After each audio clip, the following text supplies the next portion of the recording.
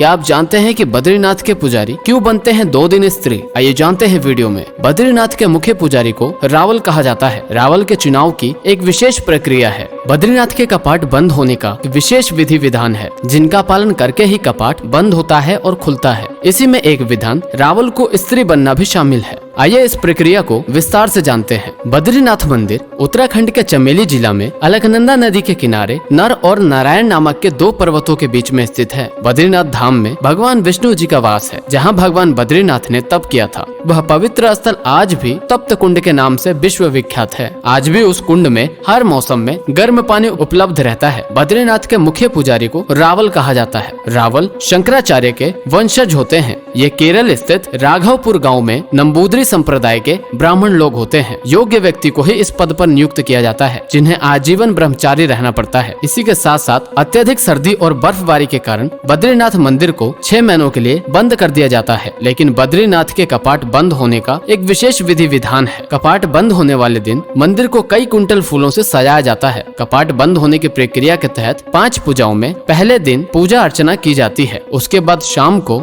श्री गणेश जी के कपाट बंद किए जाते हैं। दूसरे दिन आदि केदारेश्वर मंदिर के कपाट बंद किए जाते हैं। तीसरे दिन खड्डक पुस्तक, यानी कि यह ऐसी पुस्तक है जिसमें मौजूद वेद ऋचाओं के आधार पर ही भगवान बद्री विशाल की नित्य पूजाएं संपन्न कराई जाती है। पूजन एवं वेद ऋचाओं का पाठ बंद हो जाता है। चौथे दिन पहले मुख्य पुजारी रावल जी द्वारा महालक्ष्मी को न्योता दिया जाता है तथा 5वें दिन रावल जी स्त्री वेश में पार्वती जी का श्रृंगार करके लक्ष्मी जी की सखी बनकर लक्ष्मी जी की मूर्ति को बद्रीनाथ के सानिध्य में रख देते हैं। इससे पहले श्री उद्धव जी एवं कुबेर जी को मंदिर प्रांगण में लाया जाता है। यह सब इसलिए होता है क्योंकि उद्धव जी कृष्ण जी से बड़े थे, जो रिश्ते में लक्ष्मी जी के जेठ लगते हैं। इसलिए लक्ष्मी जी उनका आदर करती हैं। उसके बाद ही लक्ष्मी जी को बद्रीनाथ के सानिध्य में रखा जाता है। अब 6 महीने तक लक्ष्मी जी यहीं रहती हैं। कपाट बंद होने के दिन बद्रीनाथ की मूर्ति को घी में डुबोए गए ऊनी कंबल से लपेटा जाता है। ये ऊनी कंबल भारत के आखिरी गांव माणा की कुंवारी लड़कियों द्वारा बुनकर तैयार किया जाता है। इसे घृत कंबल भी कहते हैं। बद्रीनाथ के रावल इस पर घी लगाते हैं और फिर इसे मूर्ति को ओढ़ा देते हैं। यही कंबल कपाट खुलने पर प्रसाद के रूप में बांटा जाता है। इसके बाद हजारों श्रद्धालुओं द्वारा की जाने वाली जय जयकार के बीच बद्रीनाथ के कपाट शीतकाल के लिए बंद कर दिए जाते हैं। जब मंदिर का कपाट खोला जाता है